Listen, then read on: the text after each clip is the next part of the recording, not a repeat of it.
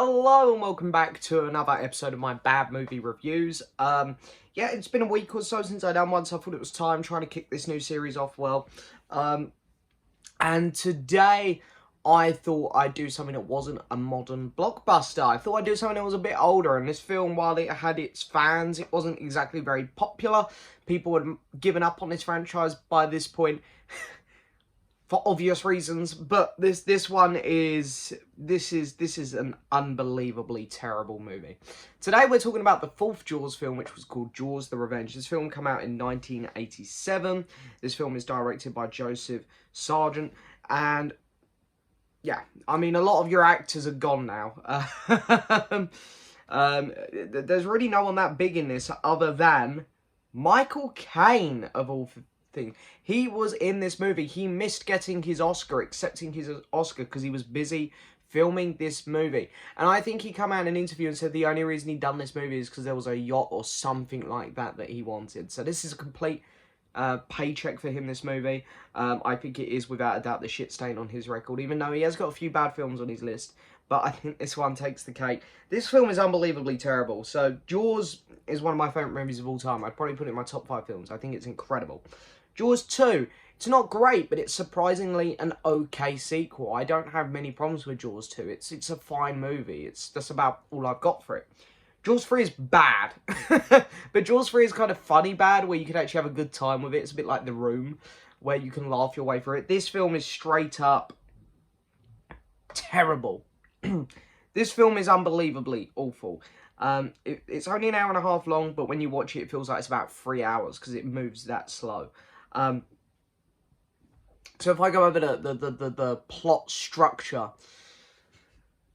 it's going to be enough to explain why this film's awful. So this shark is a descendant from the other sharks. I don't know if they're all related, but it's a descendant from the first shark in the first Jaws film.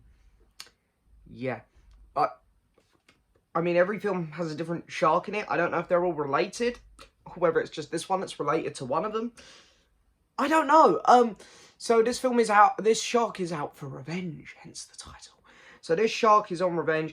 It kills one of the Brody brothers right at the start of the movie. This guy was like a main character in the third film, and he appeared in 1 and 2 as a little kid, of course. But he dies like that at the start. And then the family decide to go, I think it's the Bahamas, I can't really remember.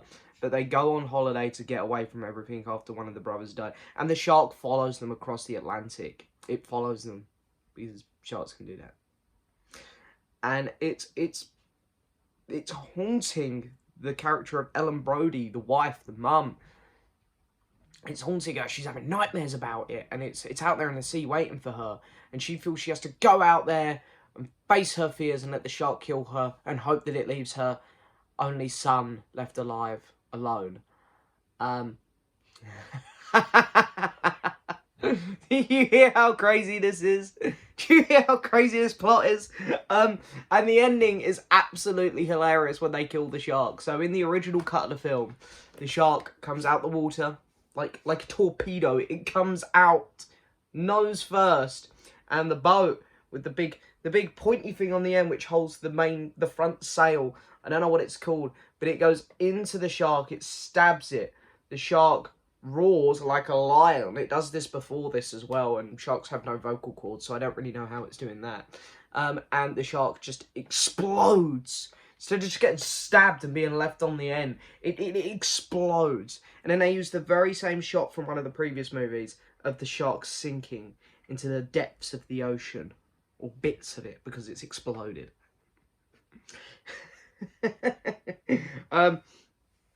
Character development in this movie is absolutely awful. The characters, I don't know why they're doing half the things they're doing. It's just that the plot needs them to be out in the ocean, so this happens and that happens. There's a hilarious scene where some people are on a banana boat and the shark jumps up, instead of biting into the banana boat. And then, because obviously the shark's incredibly intelligent. So if it was that intelligent, wouldn't it have just bit into the banana boat? It would have deflated and then everyone would be in the water and it could gobble them all up. But no, it just sort of grabs one person, takes it off. I thought that was pretty funny. Michael Caine has one of the best lines where he's getting out of his plane and then the shark comes out of the water and he just goes, "Oh shit," or something like that. That was quite funny, I guess. There's one guy as well. I think, who gets pulled off the front of the boat. I think it's the brother's mate. And the shark takes him down into the water, and then somehow at the end of the film, he's alive. I think that's only in one of the cuts of the film, though. In one cut, he doesn't come back. This film is baffling. There's so much. I know there's a couple cuts out there of it, and they change it about in some. Like, in one, the shark don't explode. In one, the shark doesn't roar like a lion, I don't think. It's just... it's absolutely baffling. I'm trying to think if there's any really stupid things I've missed out, because there are a lot. But yeah, I think I've covered most of the stupid things. This film is just... I don't know what they were thinking. I really don't know who wrote this movie. This was written by... Oh, there were 3 writers attached. Oh, no. One guy's credited twice for some reason. Peter Benchley and Michael D. Guzman. These 2 should not be allowed to write for anything else. Let me see if they've done anything else. I'm curious. This guy was credited as a writer on the first Jaws film. And then the other 3 Jaws films. That's his IMDb. It's just the 3 Jaws movies. And then he done something last year, a TV show in 2016, and before that it was 2011. Jaws: Unlimited Predator, the Nintendo Wii game.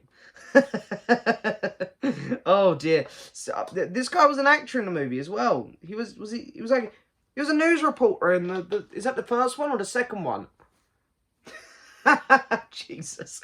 Well, this film is unbelievably awful. The writing, it's hilarious. This film, it's really, really boring at times. It really is. But then there's a couple standout moments, like the last 20 minutes and the scene with the banana boat, where it's kind of laughable. So there are a couple bits that I enjoy because it's so bad it's funny. But the majority of the film is very dull, very boring. I really, really don't like this film. Out of 10, I will give it...